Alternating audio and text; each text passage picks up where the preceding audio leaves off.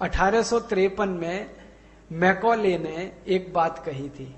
Macaulay माने Thomas Babington Macaulay, जिसने अंग्रेजी भारत में लाई, अंग्रेजी को भारत में स्थापित करने वाला जो अंग्रेज मैकॉले, वो 1834 में भारत आया और उसके कुछ साल यहां रहा, फिर वापस इंग्लैंड गया और उसने एक बिल पास कराया ब्रिटिश पार्लियामेंट में कि भारत में अंग्रेजी भाषा की शिक्षा शुरू की जाए।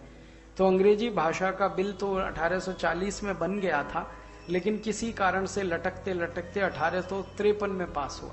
तो 1853 में जब बिल पास हुआ ब्रिटिश पार्लियामेंट लोकसभा में, तब उसने जो भाषण दिया तो उसने कहा कि भारत की हिंदी भारत की रीढ़ की हड्डी है। जरा ध्यान से सुनना इस बात।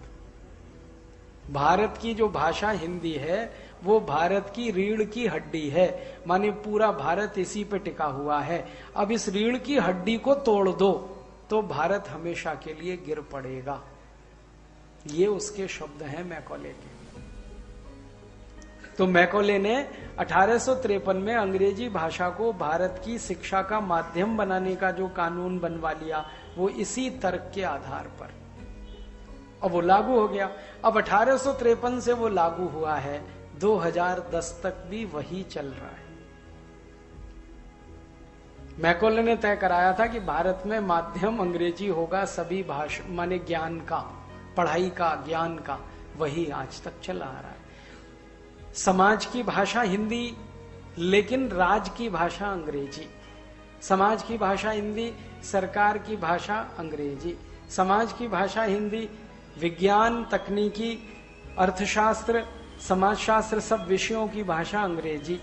समाज की भाषा हिंदी, लेकिन स्कूल कॉलेजों की भाषा अंग्रेजी। समाज की भाषा हिंदी, लेकिन न्यायालयों की भाषा अंग्रेजी। समाज की भाषा हिंदी, लेकिन संसद की भाषा अंग्रेजी। ये सब 1853 वाले कानून के प्रतिरूप हैं। मुझे नहीं लगता कि मैकॉले मर गया है, उसी की आत्मा है जो हम सब में प्रवेश कर गई। मैं अपने आप को भी उसमें मानता हूं, अलग नहीं मानता, क्योंकि हम सब उसी अंग्रेजी शिक्षा में से पढ़कर निकले हैं ना, इसलिए मुझे परिचय देने में अच्छा नहीं लगता।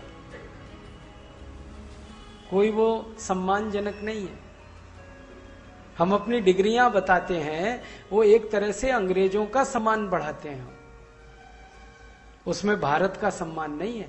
क्योंकि ये डिग्रियां तो सब अंग्रेज बना के गए ना, BA, BCom, BSc, BTech, MTech, MBA, BBA, ये तो सब अंग्रेजों की बनाई हुई। इन्हीं को तो गाते हैं ना हम हर जगह व्याख्यान के पहले। मुझे बिल्कुल नहीं अच्छा लगता कि आप इसको गाएं और फिर सबको इसका हैसियत बताएं कि देखो ये कितना ऊंचा आदमी है, क्योंकि अंग्रेजों के बनाए हुए कागज के टुकड़े हैं इसके पास। भले ऊपर पूरा खाली है, लेकिन कागज के कुछ टुकड़े हैं हमारे पास। और हम मूर्खानंद ऐसे हैं कि उन कागज के टुकड़ों को फ्रेम में लगा लगा कर घर में, दीवार पे, ड्राइंग रूम में, डाइनिंग रूम में, ये कागज के टुकड़े जिनका ज्ञान से कोई लेना देना नहीं, वो हमारे लिए महत्व के हैं, क्योंकि हम सब में मैकॉले की आत्मा ने प्रवेश किया हुआ है। सच कह रहा हूं आपसे। आज हिंदी दिवस है तो अपनी आत्मालोचन भी हमें करने की जरूरत है। और अगर नहीं मैकॉले की आत्मा हम में आई होती तो हमारे बच्चे कभी भी मम्मी डैडी नहीं बोल रहे होते, ना कभी मम्मी पापा बोल रहे होते। ना मम्मी का अर्थ मालूम है, ना डैडी का अर्थ मालूम, बोल रहे हैं बस। मम्मी का अर्थ होता है मरा हुआ, जिसमें से जान निकल जाए वो मम्मी होती है। और हम अपनी जीती जागती मां को मम्मी मम्मी बोल के मार डालने की तैयारी, हमें मैकॉले ने प्रवेश कर रखा। डैडी माने होता है मरे हुए जैसा। अंग्रेजी शब्द है डैड, माने मरा हुआ, डैडी मरे हुए जैसा। तो डैडी बोल रहे हैं, मम्मी बोल रहे हैं, आंटी बोल रहे हैं, अंकल बोल रहे हैं, जिसका कोई मतलब नहीं। कोई नहीं बता सकता कि आंटी का मतलब चाची है कि ताई है कि बुआ है कि फूफी है कि मामी है कि मौसी है, या ये सब है। कोई नहीं बता सकता। लेकिन हमारे बच्चे बोल रहे हैं आंटी, अंकल।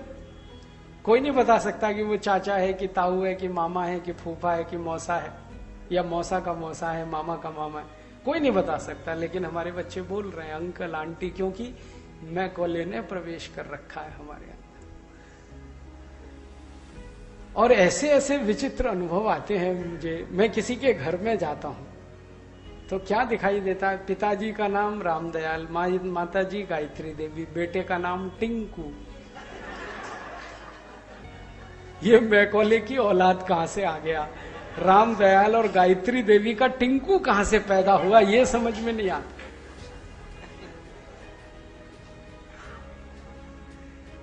और अंग्रेजी डिक्शनरी अगर आप देखोगे तो टिंकू का अर्थ है आवारा लड़का। सच में अंग्रेजी डिक्शनरी में टिंकू का मतलब है आवारा लड़का, जो बाप की ना सुने, माँ की ना सुने, घर के बाहर रहे, वो टिंकू है। अब यहाँ रामदयाल और गायत्री देवी का आज्ञाकारी बेटा टिंकू हो गया। मैकॉले जिंदाबाद, ये है मैकॉले की आत्मा। हमारे घरों के बाहर नाम लिखे हुए हैं, क्या विचित्र विचित्र नाम है, ऐसे ऐसे नाम जो कभी हम सपने में न सोच सके। ये तो हुआ यही कि 64 साल में हम हिंदी से विमुख हुए, या हम हीन भावना में डूब गए। हमको हिंदी में अब कुछ ऐसा दिखता ही नहीं है कि गौरव कर सकें। इसलिए ये mummy daddy uncle aunty Tinku Pinku Babli Dabli Dimple pimple Twinkle ये सब घर में घुस गए। भले अर्थ नहीं मालूम ट्विंकल का क्या मतलब है, लेकिन घर की बेटी का नाम है ट्विंकल खन्ना। मैंने पूछा एक बार उनसे कि आपके नाम का मतलब मालूम है आपको, कि नहीं मालूम। अम्मा ने रख दिया, पिताजी ने रख दिया, तो हो गया ट्विंकल खन्ना। डिम्पल किसी का, पिंपल किसी का, कुछ कुछ विचित्र विचित्र से नाम। डब्लू बबलू डॉली। डब्लू एक अंग्रेजी शब्द है, अक्षर है डब्लू, उसका नाम से क्या लेना देना। डब्लू जो है ना प्रॉपर नाउन नहीं हो सकता कभी भी, लेकिन हम विचित्र लोग डब्लू डब्लू बोल रहे। तो मुश्किल हमारे साथ क्या हुई। मुझे जो दुख है, अंग्रेजों ने हमारे साथ षड्यंत्र किया। अंग्रेजों के जाने के बाद हमारे ही अपने नेता जो अंग्रेजों के भगत थे, उन्होंने हमको धोखा दिया। लेकिन हमने भी अपने आप को बहुत धोखा दिया। हमने इतना धोखा दिया कि उन्होंने जो कुछ कह दिया उसको हमने कभी जांचा नहीं, परखा नहीं, देखा नहीं कि ये सच कह रहे हैं या झूठ कह रहे हैं। इन्होंने कह दिया जी हिंदी में विज्ञान नहीं पढ़ाया जा सकता, हमने मान लिया। उन्होंने कह दिया जी हिंदी में शब्द बहुत कम है, हमने मान लिया। उन्होंने कह दिया जी हिंदी तो मूर्खों की भाषा, गंवारों की, हमने मान लिया। अब ये जो हम किसी के कहने पर मानते चले गए और उसको जांच नहीं की, इससे बड़ी मूर्खता कुछ नहीं होती। बाहर वाला कोई आके कुछ कह दे और हम उसकी जांच परख ना करें, उस कहे हुए को ही सत्य मान लें, तो ये डूब जाने के बराबर होता है। हम 64 साल में ऐसे ही डूब गए। इसलिए हिंदी का महत्व, हिंदी का सम्मान, हिंदी का गौरव हमसे चला गया तो सरकार ने तो पहले से ही छोड़ रखा था। इसलिए कोई बड़ा आंदोलन नहीं खड़ा होता। कभी हुआ था एक बड़ा आंदोलन आर्य समाजियों के बदौलत, उनकी ताकत, लेकिन उसके बाद तो खत्म। लोहिया जी के जाने के बाद तो सन्नाटा है पूरे देश। हिंदी के लिए कोई आंदोलन नहीं खड़ा हुआ, और जो हो जाता तो ये दिन हमें नहीं देखना पड़ता। जो आज हम रो रहे हैं ना कि हिंदी हमारे संविधान की भाषा नहीं है, इसके लिए रोना अपने आप से भी है कि हमने चूंकि हिंदी को गिरा दिया अपने रोजमर्रा के जीवन में। जब हम उसे सम्मान नहीं देंगे तो दूसरों से आप कैसे अपेक्षा करेंगे कि वो सम्मान दे।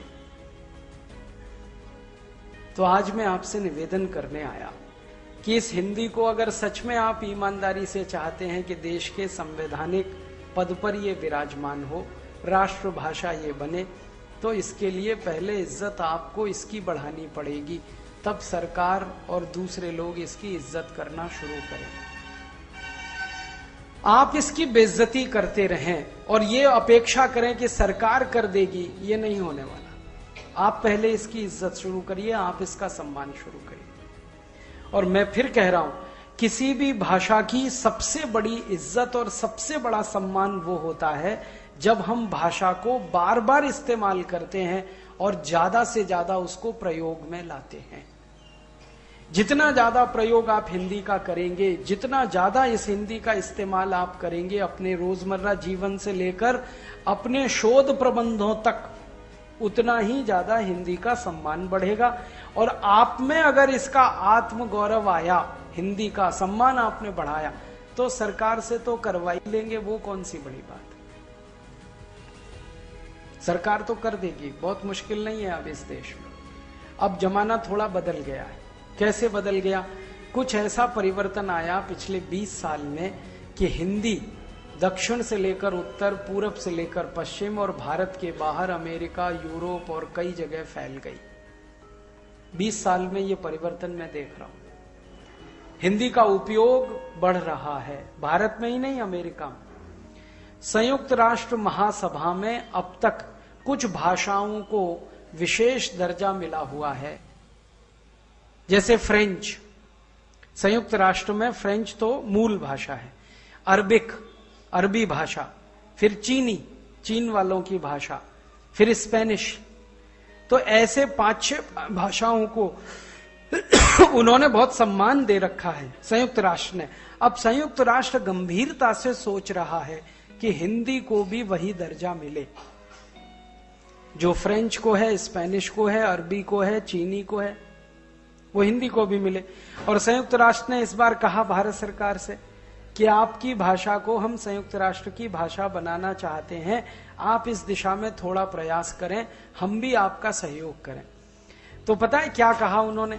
संयुक्त राष्ट्र की संस्था है, स्थायी समिति, उन्होंने भारत सरकार को एक प्रस्ताव दिया कि हर साल भारत सरकार $70 करोड़ खर्च करे, क्योंकि यहां जब हिंदी को हम फ्रेंच के स्तर पे ले आएंगे तो संयुक्त राष्ट्र में जो भी व्याख्यान और चर्चाएं होती हैं उन सबका हिंदी भाषांतर हमें सबको सुनाना पड़ेगा, जैसे वो फ्रेंच और दूसरी भाषा में सुनाते।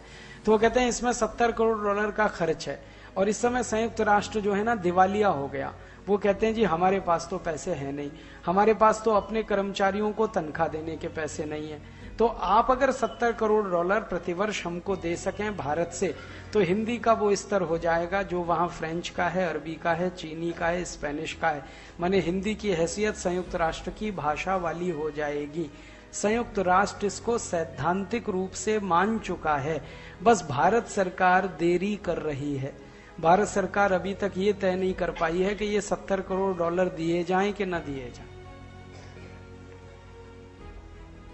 भारत सरकार का माने भारत के अधिकारी, ये उसमें अड़ंगे लगा रहे हैं, कह रहे हैं जी फालतू खर्चा है, इससे कोई फायदा नहीं होने वाला है, ये अधिकारी अपनी जेब में जो डाल रहे हैं वो सब अच्छा खर्चा है, और हिंदी के लिए $70 करोड़ खर्च हो तो ये फालतू हो गया। तो ऐसे जिन अधिकारियों ने अड़ंगे लगा रखे हैं उनको हमने चिन्हित कर लिया है और उन पर हम इतना दबाव डाल रहे हैं कि वो 2-4 महीने में अपने इस दुराग्रह को छोड़ ही देंगे और $70 करोड़ तो निकल ही आएगा। क्योंकि $70 करोड़ कोई बहुत बड़ी रकम थोड़ी है। भारत के देश में जहां 11.5 लाख करोड़ का बजट हो, वहां 400-425 करोड़ रुपए बैठता है। $70 करोड़ कौन सी बड़ी रकम? 350 करोड़ बैठता है। तो 350 करोड़ रुपए कोई बहुत बड़ी रकम नहीं है। अगर हम हर साल ये खर्च करें तो संयुक्त राष्ट्र कहता है कि आपकी भाषा को हम वो दर्जा दे देंगे जो चीनी को है, अरबी को है या फ्रेंच को है, तो सारी दुनिया में हिंदी की इज्जत बढ़ेगी। और एक बार वहां हो गया संयुक्त राष्ट्र में तो भारत में हो जाएगा, क्योंकि हम तो मैकॉले पलट है ना। हम तो तब किसी का सम्मान करते हैं जब वो विलायत से आ जाता है। हाँ, योग जब विलायत से योगा होके आया तब हमने जो है ना सम्मान करना शुरू किया। ऐसे थोड़ी करते योग का सम्मान। तो हिंदी पहले संयुक्त राष्ट्र में स्थापित होगी तब भारत सरकार मानेगी इसको, कि अब तो संयुक्त राष्ट्र में हो ही गई है, तो शर्म से डूब मरना, तो इसलिए हिंदी को फिर भारत में वो स्थापित करेंगे। तो हम कोशिश कर रहे हैं कि संयुक्त राष्ट्र में जल्दी से जल्दी हिंदी को जो दर्जा देने की बात वो कह रहे हैं वो मिल जाए। संयुक्त राष्ट्र के कुछ लोगों से हमारी चर्चा हो रही पिछले कुछ 6-8 महीने से, तो उनसे मैंने पूछा कि आखिर आपको हिंदी में क्या विशेषता दिख रही है जो आप ये चाहते हैं कि संयुक्त राष्ट्र की भाषा हो। तो उन्होंने कहा, अरे हिंदी में तो उतना ही दम है जितना चीनी भाषा में। वो कहते हैं हिंदी में उससे ज्यादा दम है जितना फ्रेंच में। वो कहते हैं हिंदी में तो और भाषाओं से ज्यादा दम है। वो कहते हैं फ्रेंच तो इतनी बोली और पढ़ी नहीं जाती पूरी दुनिया में, उससे ज्यादा तो हिंदी बोली और पढ़ी जाती।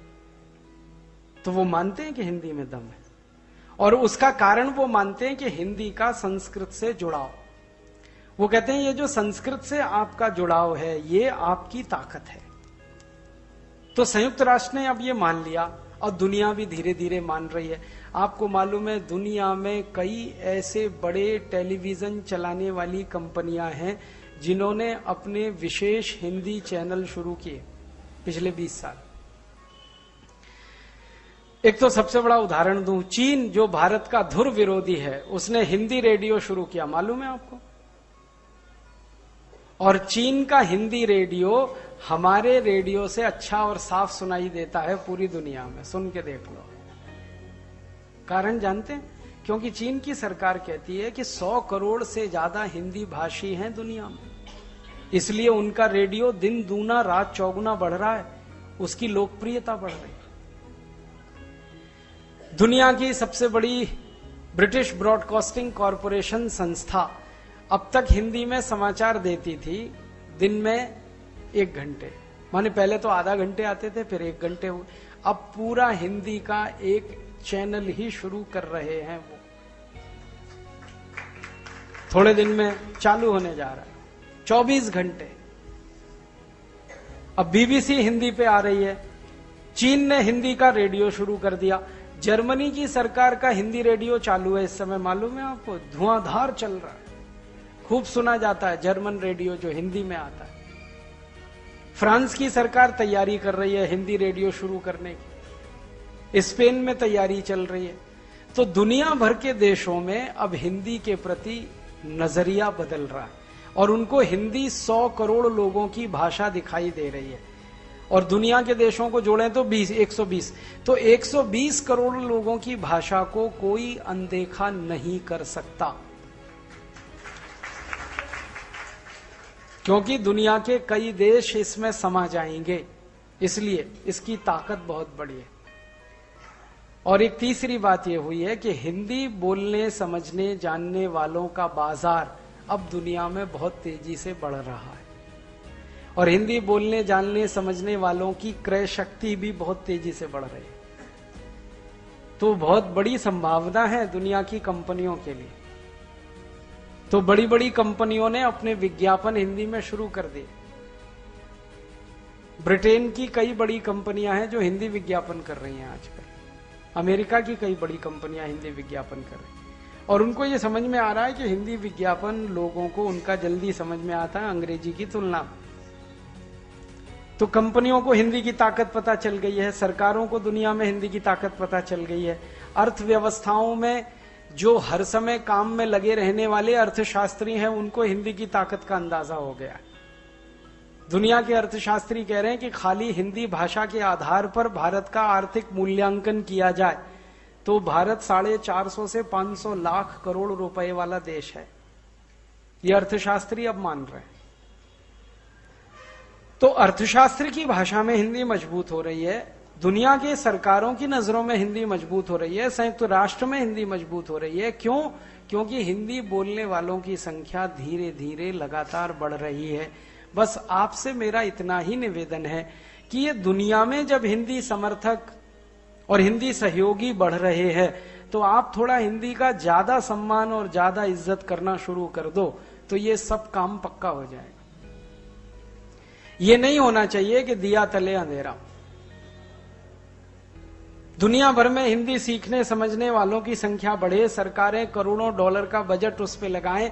जर्मनी की सरकार ने तो विशेष संस्थान बनाना शुरू कर दिया, अरबों डॉलर का बजट है कि जो हिंदी सीखे और सिखाएं, संस्कृत सीखें और सिखाएं। और यहां जब हैदराबाद आऊं तो एयरपोर्ट से लेके शहर तक हर जगह पढ़ने को मिलता है 15 दिन में अंग्रेजी सीखिए, 30 दिन में अंग्रेजी सीखिए। शर्म आती है।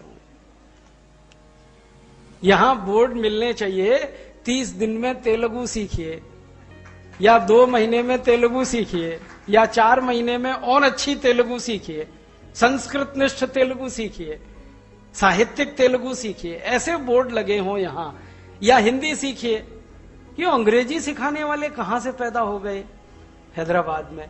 यही है मैकॉले की आत्माएं।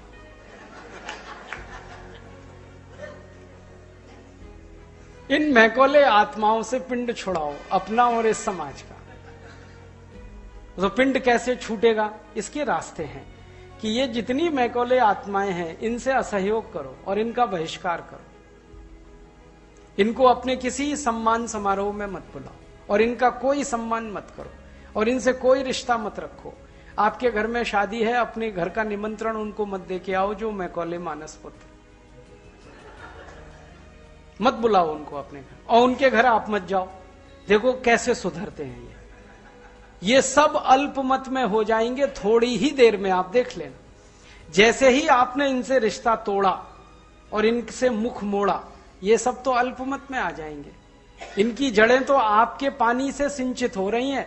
आपने इनकी जड़ों में पानी देना बंद किया, ये तो सूख जाएंगे, सबके सब मर जाएंगे। चिंता मत करो। जैसे मैकॉले मर गया वैसे ये भी मर जाएंगे। आप बस इनसे रिश्ता और व्यवहार अपना कम कर दो तो इनकी अकल ठिकाने आ जाएगी।